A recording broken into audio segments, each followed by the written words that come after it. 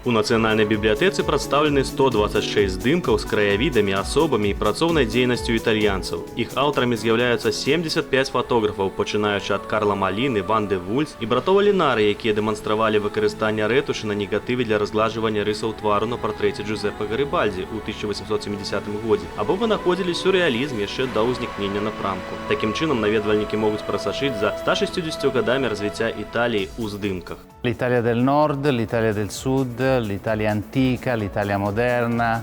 Італія тут прадстаўлена ў самых разнастайных сваіх аспектах. Поўнач і поўдзень, Італія сучасная і Італія старажытная, традыцыйная і інавацыйная, горы Альпы і мора. Уся разнастайнасць Італіі прадстаўлена. І тое, што нацыянальная бібліятэка згадзілася прыняць гэтую выставу, гэта вельмі важна ў перыяд ковіду, калі зачынены межы, мець магчымасць падарожнічаць з дапамогай свайго ўяўлення.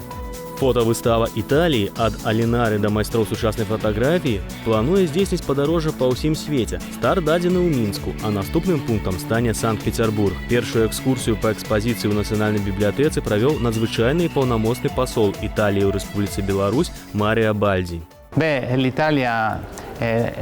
Італія ў плане культуры гэта суперсіла. У нас найбольшая колькасць аб'ектаў, якія знаходзяцца пад аховай ЮНЕСКО. Гэта вялікая прывілегія, але і вялікая адказнасць нас, італьянцаў, захаваць гэтую спадчыну, каб перадаць яе іншым пакаленням. Такія прыгожыя мясціны, як Калізей або Венецыя, яны належаць не толькі Італіі, а ўсяму свету.